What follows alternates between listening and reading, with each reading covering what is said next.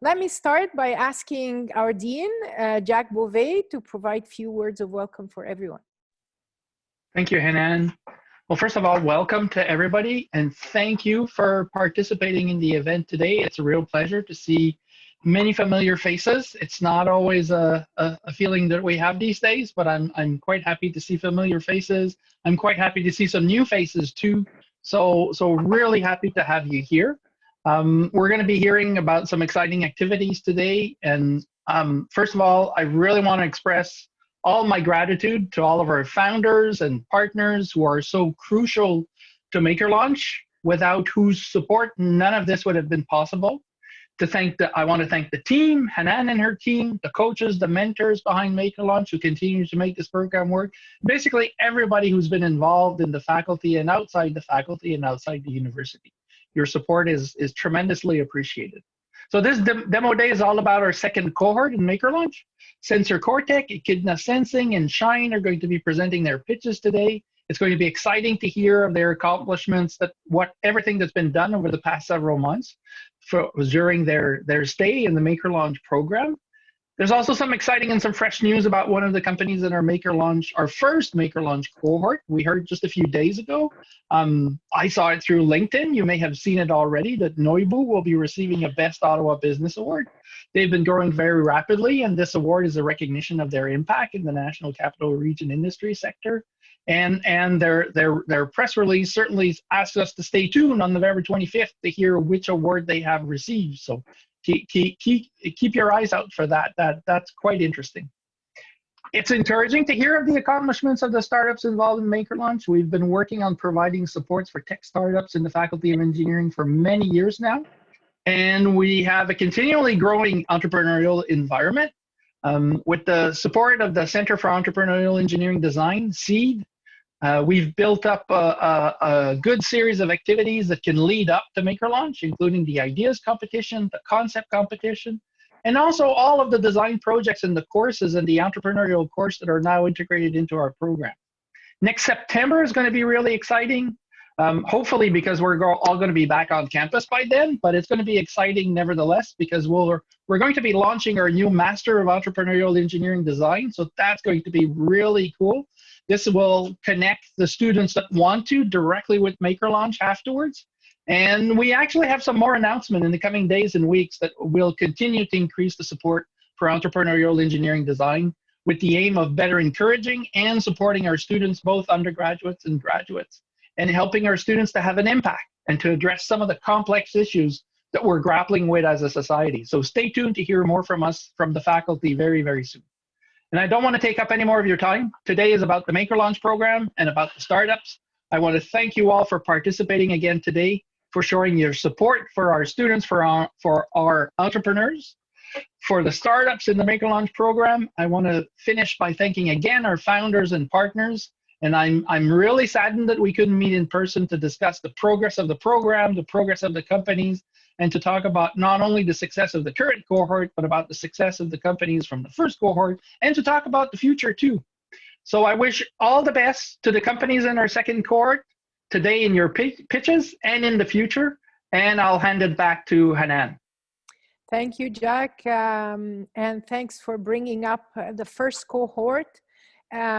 Actually, we have a couple of the first cohort attending with us. I see Tansh's name from GameStrat with us. I'm not sure if there is somebody else yet, but anyways, welcome to everybody. And I'm really happy to see the groups from the first cohort represented. That would be very useful in the Q&A session, and later on if some of the students would want to ask them questions about their experience and so on. So moving on, I'd actually like to introduce our MakerLaunch manager. I'll try and pronounce it in French since it sounds much cooler in French than in English. Lionel Rigi.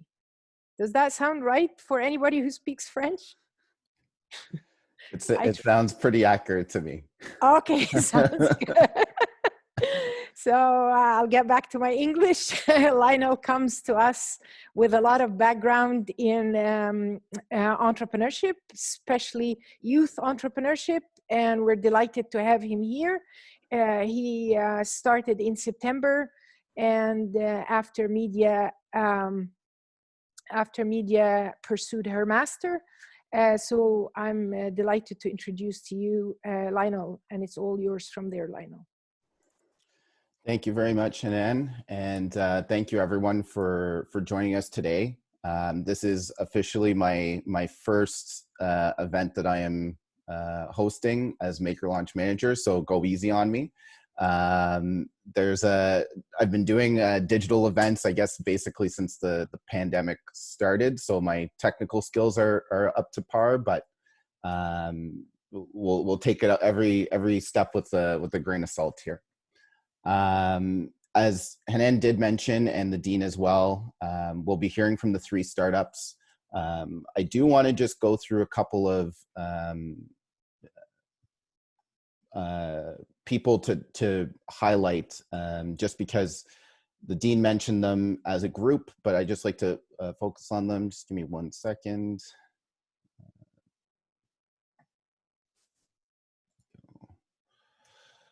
Okay, so our founding partners, does everybody see that okay? Yep, well, we see your notes too. Yeah, okay, does that better? Excellent. Okay, sorry about that. Okay, so our founding partners, a lot of people may know them by name. Just to give you some faces to the name: Jean-Michel Lemire from Shopify, Simon Neme, who is on the call, Sunny Madra, Agil, who is also on the call, Rahul, Richard Labbé, and finally Yves Tremblay. And as well, we have our corporate partners from Brion Rafoul. Natalie is on the call with us, as well as one of her colleagues, Dennis, who is a mentor for a few of the startups as well. So I just wanted to give highlight to them as well, and just to say a big thank you, merci, for making this what it is. The startups really, and I hope not to take any words out of their mouth, and you'll hear from it during their presentations, but since I've started in September, the things that I've heard about the mentorship that's being provided by the advisors and the mentors for the program has been invaluable to them. So for those who are just figuring out, or sorry, just getting on to what MakerLaunch is, some of you are interested in applying. MakerLaunch has 3 main objectives. The first one is to provide milestone-based growth. The second one is to connect the startups with coaches and mentors. And the third is to provide resources and support services. We do that through obviously connecting with the coaches and advisors. We provide a 9-month runway for startups to grow. There is a funding and grant component to it. We have co-working space, obviously with COVID-19, and I'm sure you'll hear about this from the startups as well. We are navigating that with the university to reopen the space and improve access to the space. We offer networking and a talent connection. Kyle, who's on the call as well here, is our alumni relations expert, and he does his very best to connect the U Ottawa alumni community with the startups that are in MakerLaunch. He's been tremendous support in finding resources for our startups, and as well facilities, hardware, machinery to test and build products. So I'm going to move out of the way. We have 3 startups presenting today. We have Sensor Cortek, Echidna Sensing, and Shine. And my last announcement before I hand it over to Fahed from Sensor Cortek is that our application for the 2021 cohort is now open. I will be providing a link for everyone in a follow-up email at the end of the event. The deadline for that is November 27th. We will take the time before the Christmas break to process applications and make an announcement of who will be our next cohort, or will be in our next cohort. And the start date is January 4th of 2021. So in terms of, I guess, run of show for the day, we just ask that if you have questions for any of the startups, that you either write them down in the chat or you just hang on to them. And we will have a Q&A period for all of the startups at the end of the pitches, just to make sure that we're on track for time. So with that, I will hand it over to Fahed. Let me just find him here.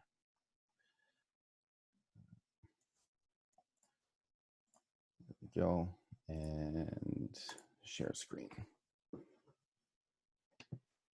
Okay, take it away. Very quickly, I just want to say it's an absolute honor to be in your presence. I have either worked with you or met you or walked by you at some point, and we have a lot of exciting things that happened to us over the last 9 months. They will not fit the slides, so I will try to contain my excitements to what is within the slides.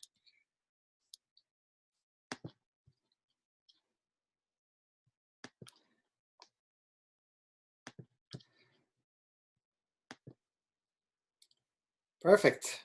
So we are Sensor Cortek, and my name is Fahed Hassanat, and I am one of the founders of Sensor Cortek. And our catchy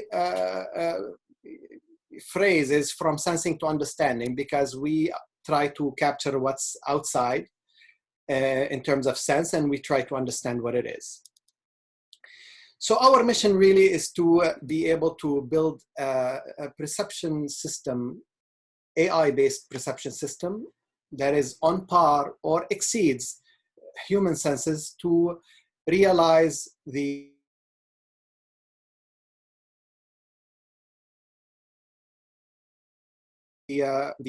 dream of autonomous. So with our autonomous vehicle, we realize that this market is booming, but at the same time, it has a very challenging problem. And it seems that the consumer world has agreed that it's at its current state is very, very far away. And the reason autonomous driving or level 5 in SAE terms is far away is because of a perception problem.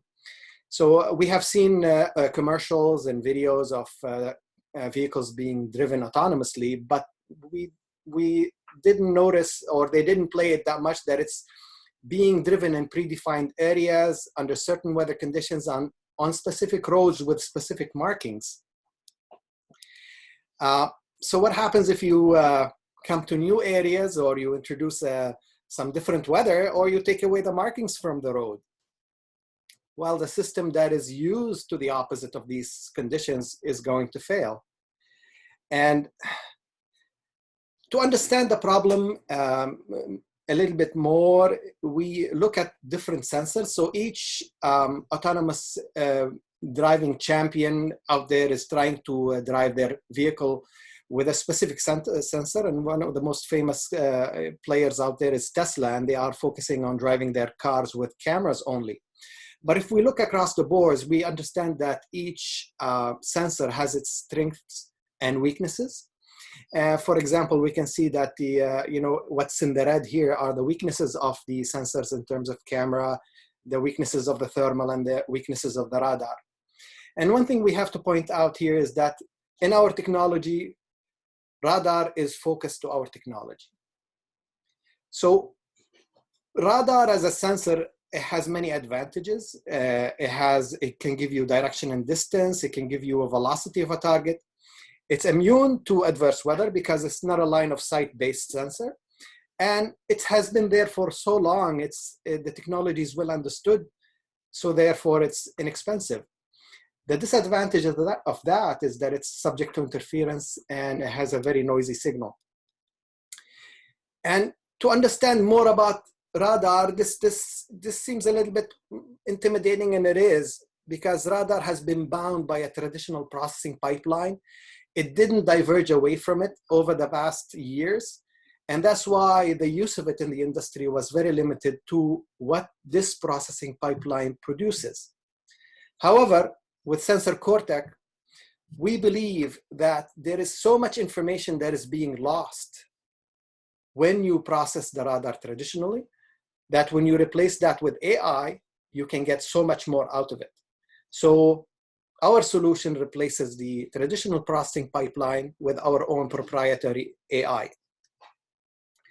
And the idea is that radar is capable to detect and classify objects when there is no line of sight possible. So imagine that this is achievable with the radar, and with the help of the other sensors, fusing all of this information, we will be able to get a complete perception of the environment. We firmly believe that the radar is not a sensor that can be used for driving by itself.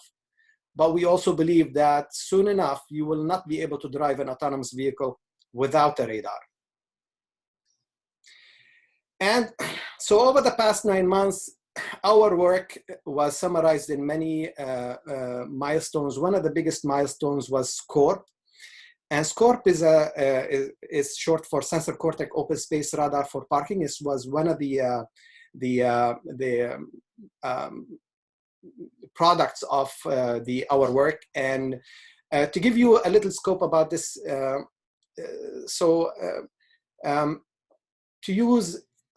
to be able to park a car autonomously, you need to be able to detect the open space that is relatively well for your car. And right now, sonar is the predominant sensor in that equation.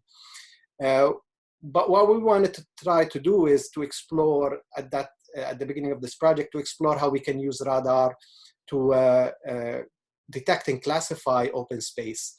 And we were successful, and we have built a demo, not only theoretically, but actually physically. And the next video will take us through a minute and a half of our achievement. So the idea of the SCORP is basically to set the car in the state where it can detect open space. As the vehicle, there are two units, of course. There is the sensor unit and there is the compute unit. The compute unit is inside the car. So as you drive by the parking space, the sensor, only based on radar, will detect, scan and detect open space, and classify it and send information that there is an open space retrieved. So here you see the interface that we can see on a screen that is actually on the box. This is the demo in action. And here's actually the car driving by a space at the University of Ottawa, where you can see our demo in action. And this is actually was real time, and this is with the processing unit in the vehicle.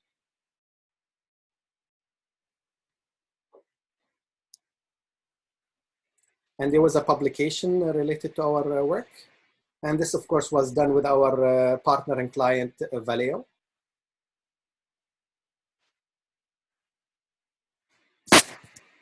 So in order to achieve this, we have built a team of expertise. All of the team members that you see here are, or actually most of them have come from the Viva Lab under the supervision of Dr. Robert Lagagna.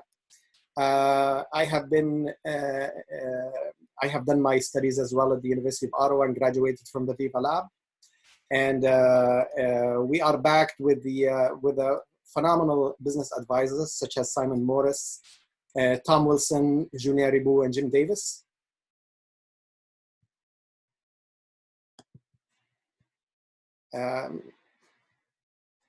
Something happened to my screen. Do you still see it? Yeah. We still see it, but it's not updated.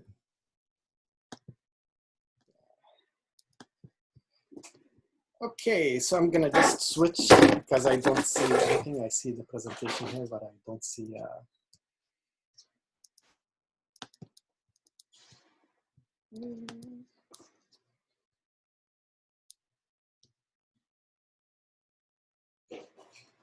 I'm not gonna disrupt the presentation. So I'm gonna try to launch it again really quickly.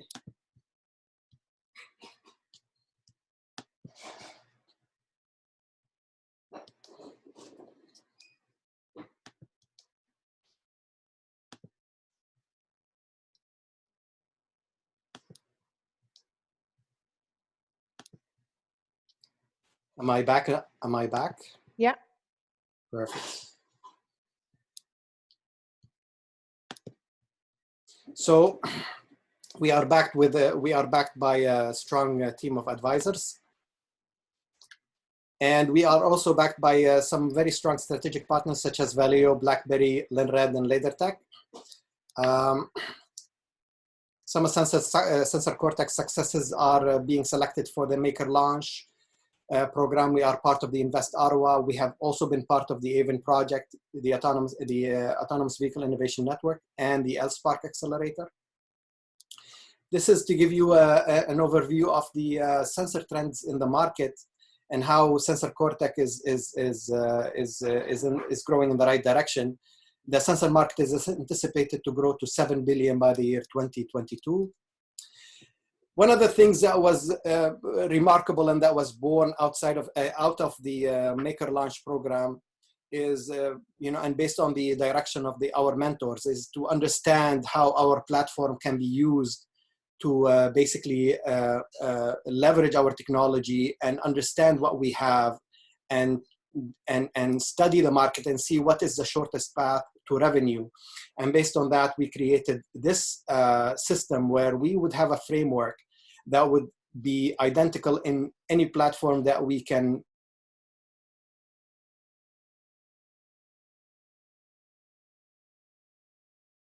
build.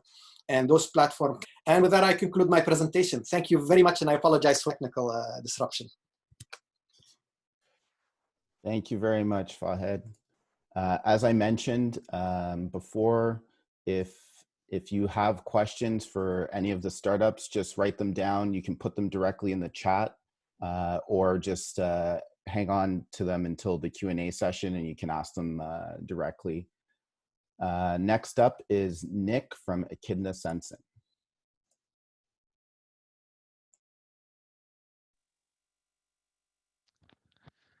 Thanks. Can you guys hear me? Yep. Perfect. I'm just gonna share my screen.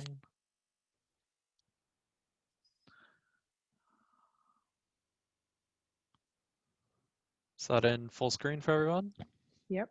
Perfect. Yep, good to go. Thanks for the introduction, Lionel. And I mean, I just want to echo Fahad's sentiments in that, it's been a pleasure being part of the program. And I really want to thank everyone from the team setting up, Hanan, Lionel, Media when she was here, and the faculty to, the advisors and the partners who have given a ton of time to us. It's been a great program. And, especially in the environment we've all experienced over the last, 9 months or whatever it is with COVID, it's been a great program to lean on and has really helped us move forward through these times and made us a better company for sure. So my name's Nick and I'm one of the co-founders of Echidna Sensing. And Echidna Sensing is looking to provide rapid cannabis testing for the industrial cannabis industry. So this helps companies monitor and test their samples from growing plants to making downstream products like beverages and topicals and pharmaceuticals. This testing is really important for these companies for a variety of things like QA, QC, and just ensuring that their product meets spec.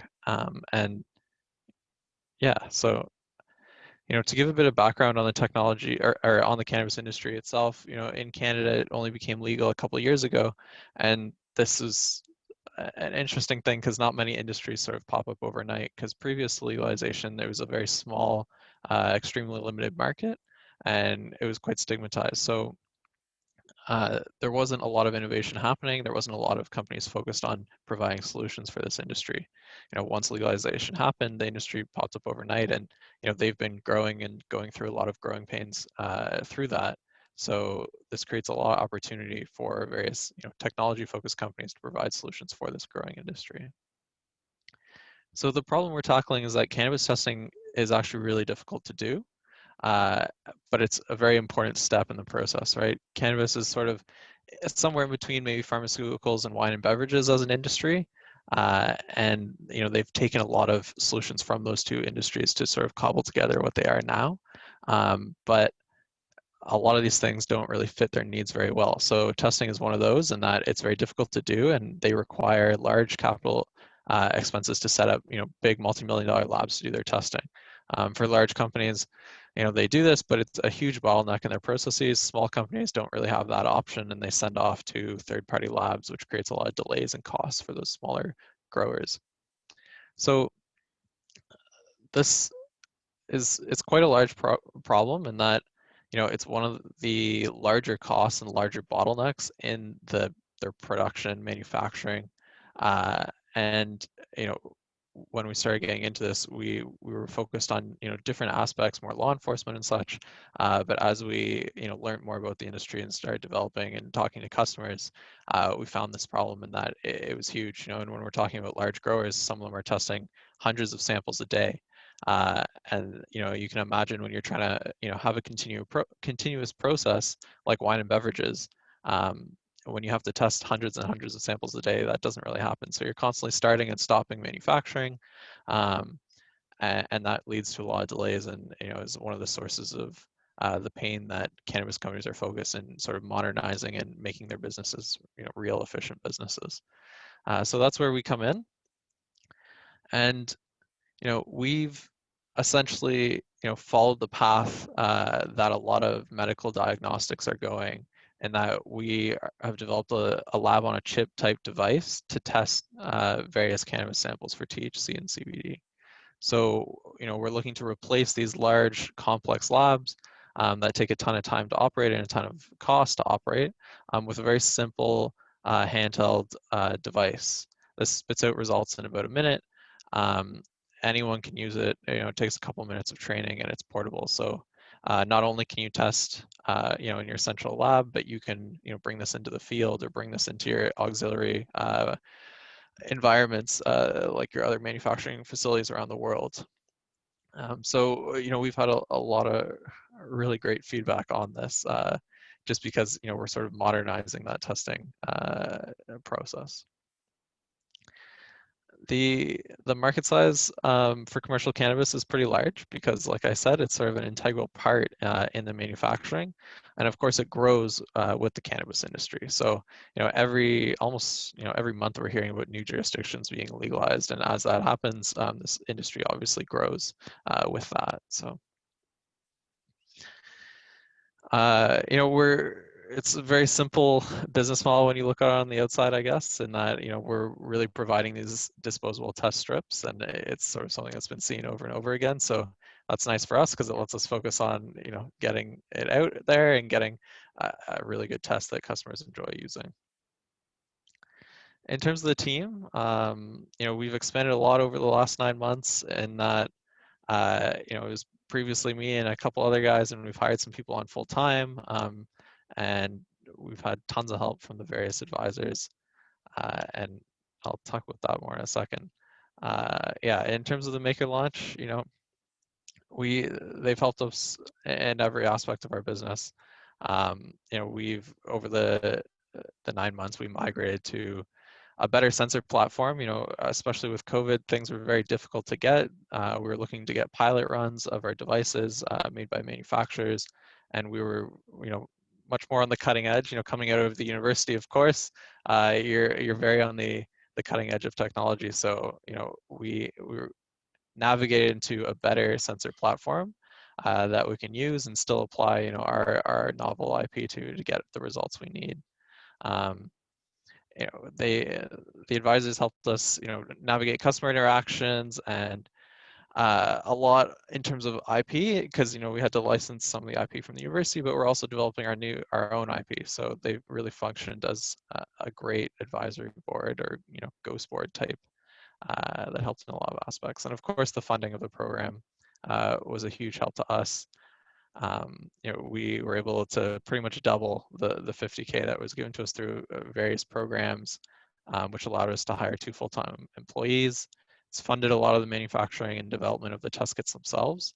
And like I said, we've been developing new IP around the product. So I find in a lot of startup spaces, and maybe more so just in Ottawa, a lot of programs are more software focused, and less on the hardware side. So being in the the MakerLaunch program with some people more on that side of it, and this funding for our sort of company has been really helpful to help us move forward.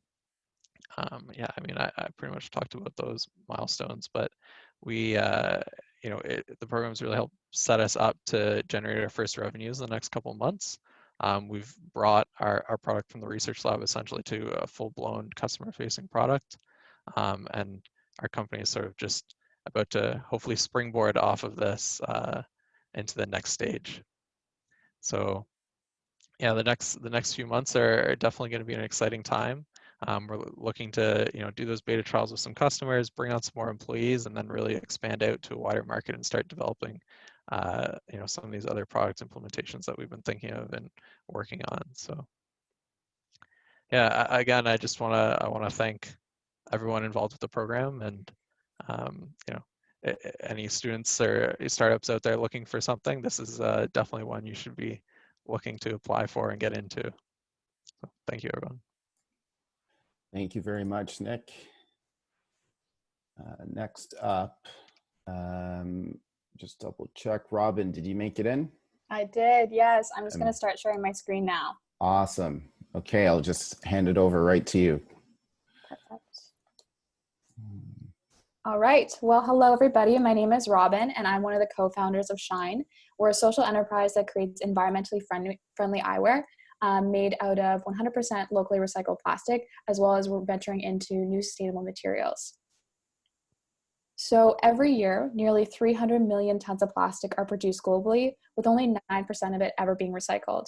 With the United Nations declaring that we only have 10 years left before the disastrous effects of climate change become irreversible, we need business ideas that are part of the solution and not part of the problem. So if you're a conscious consumer like me and those on my team, we knew that every dollar we were spending was a reflection of the issues that we cared about, which is why we're really surprised to learn of the limited issues and the limited products in the eco-friendly sunglasses and eyewear market. So that's why our team created Shine. We manufacture and sell high-end eyewear made out of 100% recycled plastic, with 1% of our sales going towards plastic cleanup initiatives around the world. In Ottawa, there exists no government recycling infrastructure for industrial, commercial, or institutional plastics. So with no municipal recycling program, many businesses have no other option than to direct their plastic materials straight to the landfill. Municipal records indicate nearly 80% of this plastic waste is heading to the landfill every year. So at Shine, we work to intercept this plastic from industrial sources before it enters the landfill, giving a new life to these plastics by using them as raw inputs for our recycled eyewear.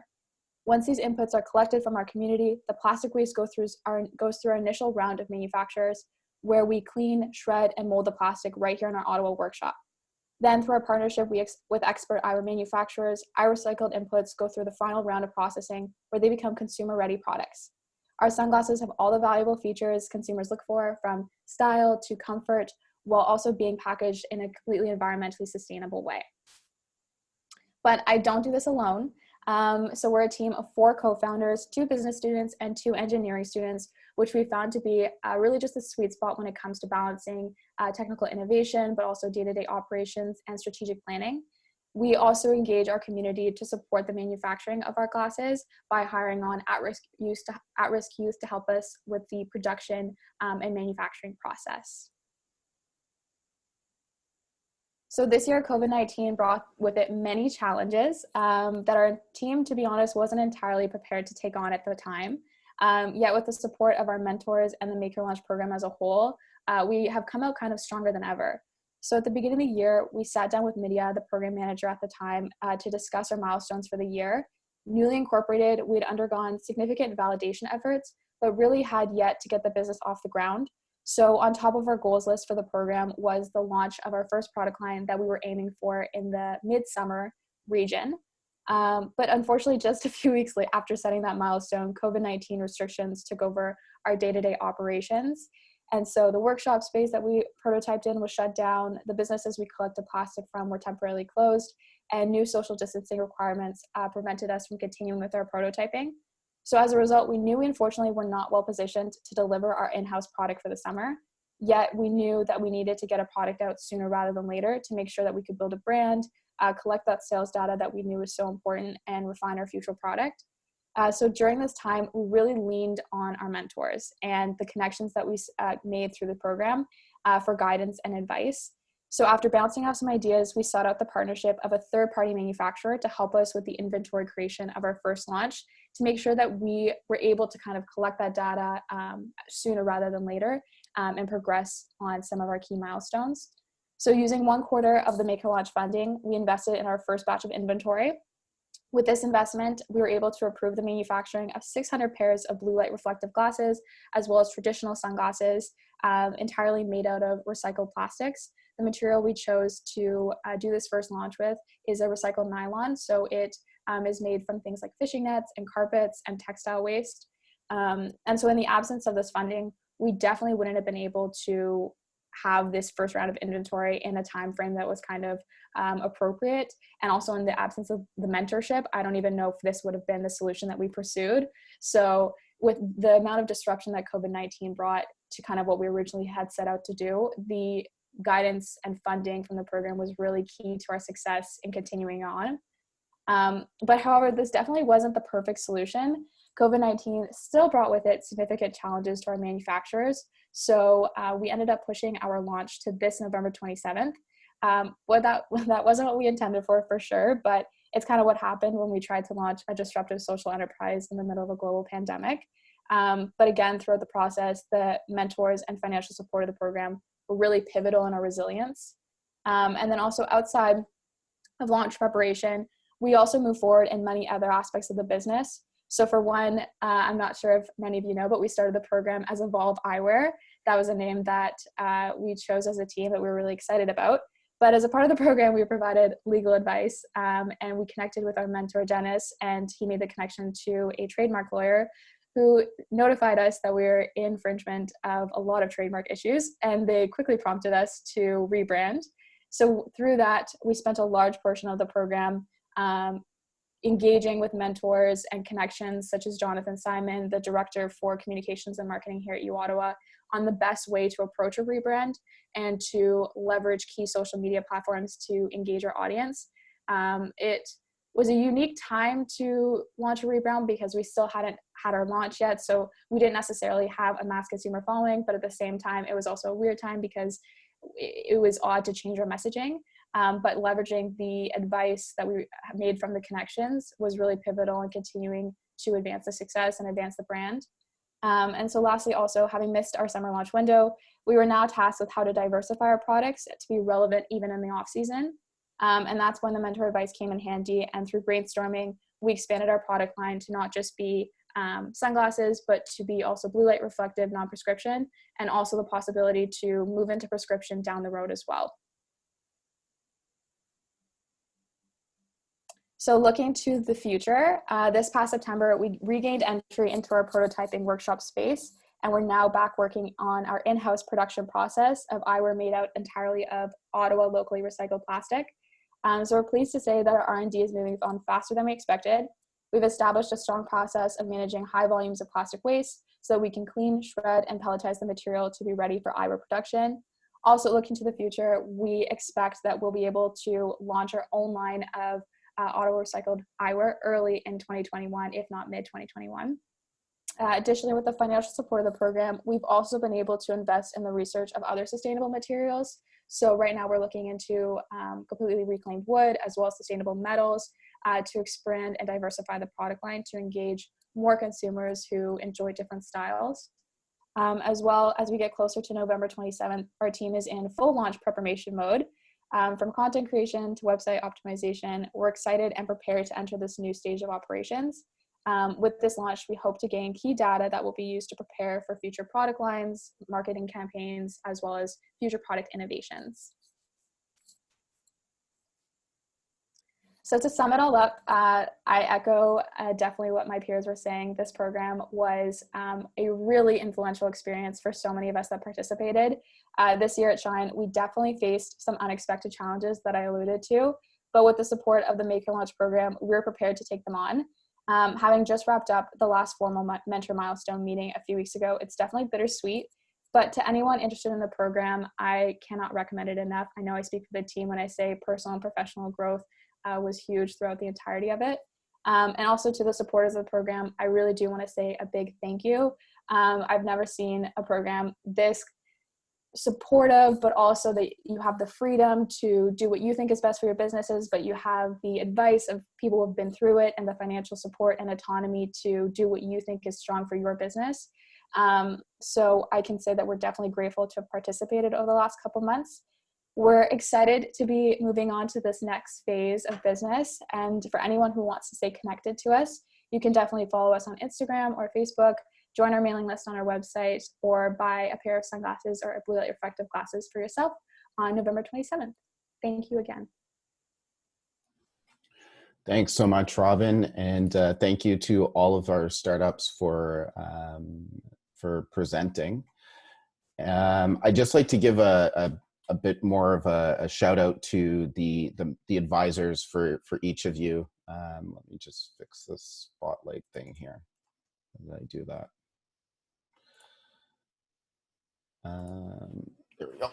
So each of the startups had, and it's not working. Each of the startups had advisors that followed them from the beginning of the program to the end. And I'd just like to give a shout out because not all of them were mentioned at the beginning. Natalie, Art, and Dennis from Brion Rafoul have all been instrumental in providing IP and patent expertise, as Robin mentioned, kind of dealing with copyrights and just having the connection and the legal background to assist in that regard. On Robin's team as well, we had Nadine Martel, who's part of the Ottawa investment and entrepreneur ecosystem. We have Agil, who's also on here. Simon Neme, Raul saying the people who we mentioned at the beginning, they're not just necessarily funding partners. They are they're contributing to the startup's growth through their expertise and the access to their networks and connections. Let me just double check if I've missed anybody here. I think everyone else was here. Yeah. Okay. I do want to just give a quick, hand the floor off briefly before we jump into the Q&A, because Tunch from GameStrat did not actually present this cohort because he's coming from last year's cohort. But I just want to ask if he just wants to introduce what GameStrat is really quickly before we switch to Q&A period, and I guess give a brief update about what's happening with the company. Yeah, can everyone hear me? Yeah.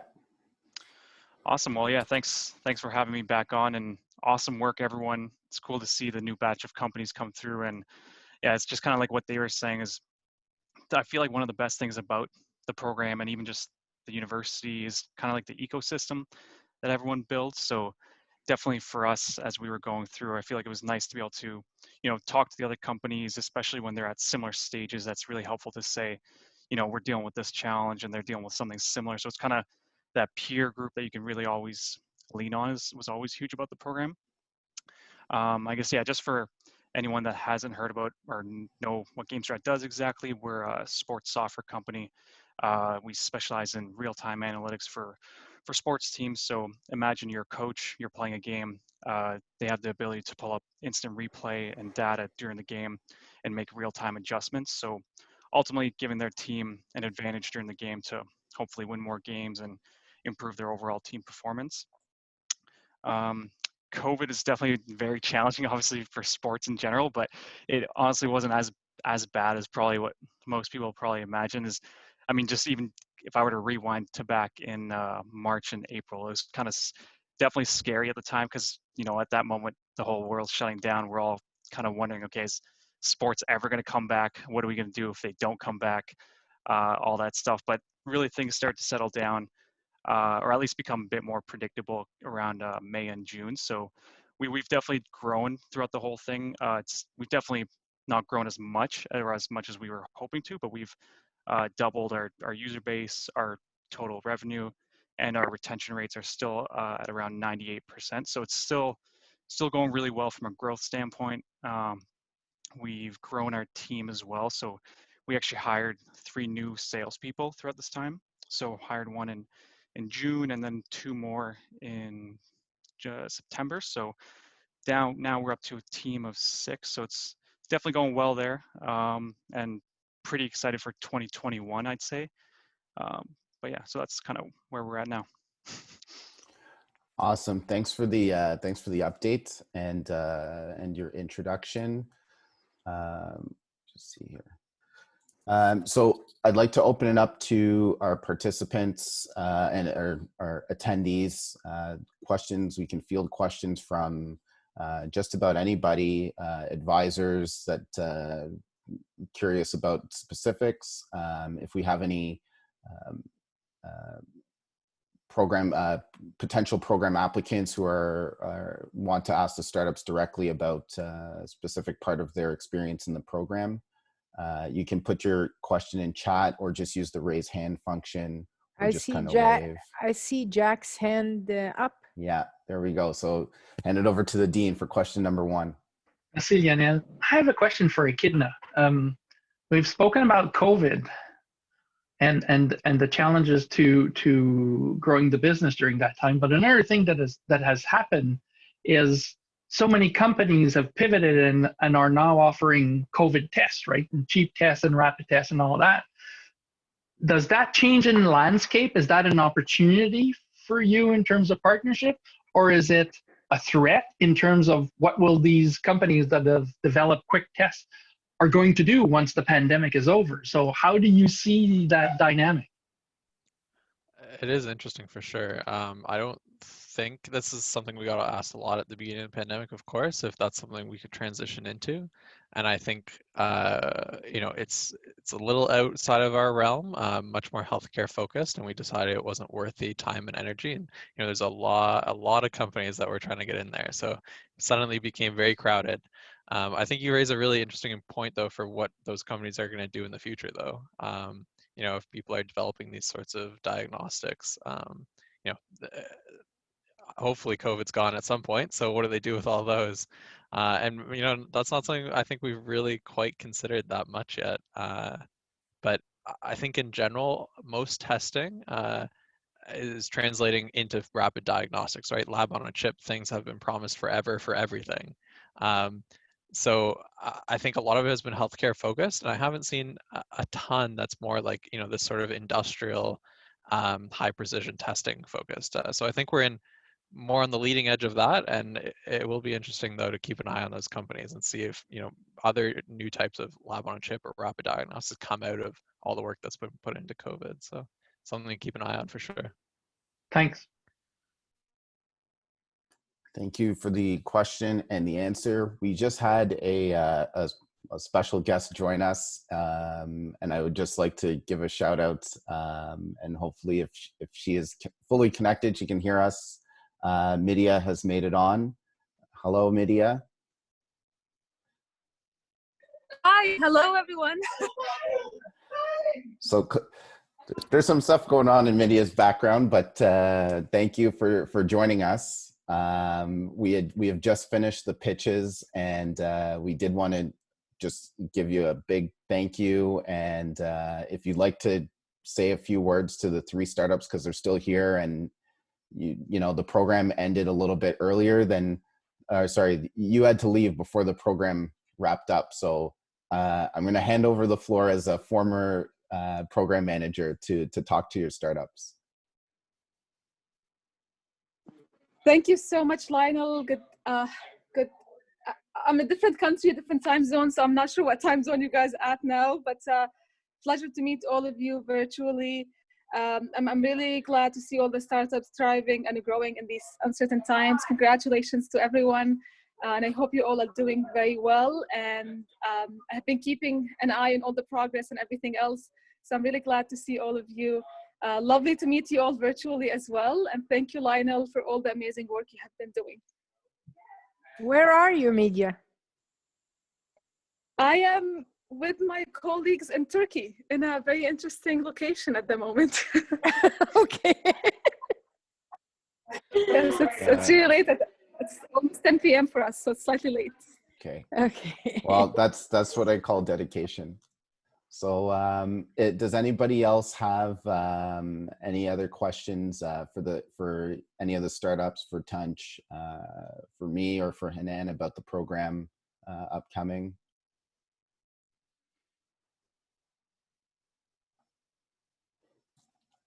Do we have any do we have any people who are applying for the 2021 cohort on the call? I think I saw one name here. Yeah, Elizabeth is on the call. Oh yeah. Okay. Well, I don't want to eat up too much time. If no one has any other questions specifically for the program, I will wrap this event up. Normally there would have been some form of, you know, food and beverage, networking, being able to reconnect with people in person, and we really look forward to when we can do that again.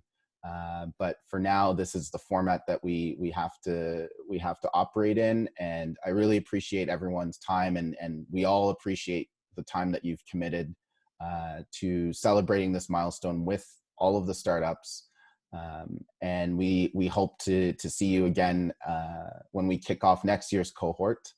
I'll just double check with Hanan and Jacques if there's any last words that you'd like to contribute before we sign off.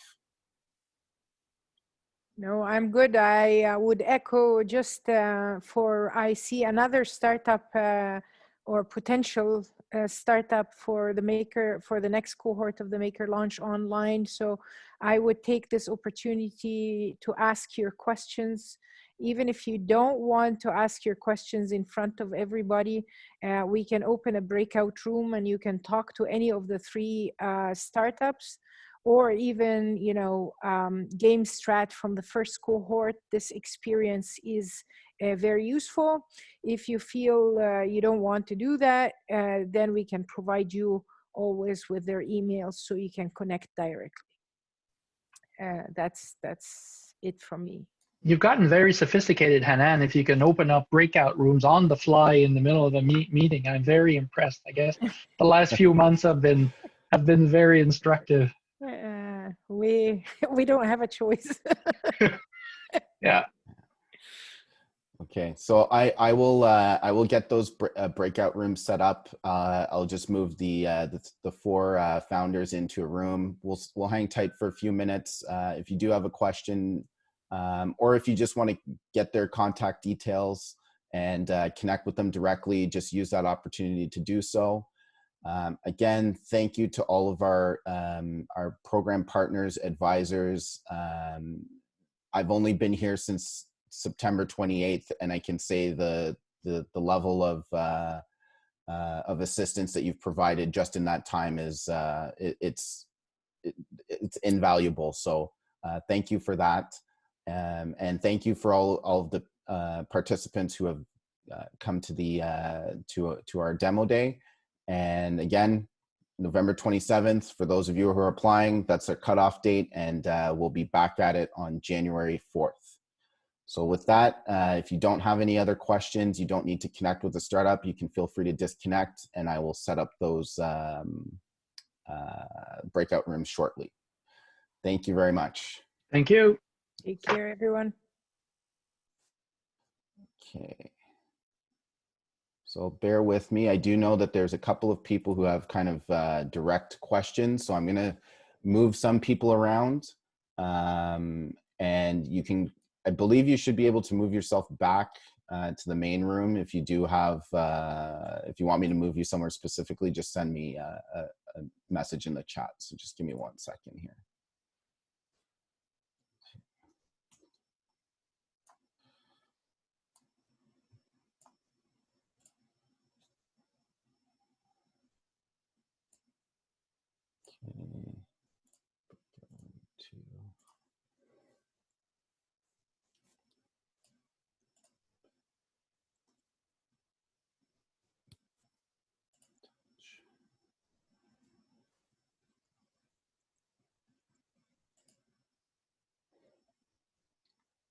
Okay, so I think I opened all the rooms, and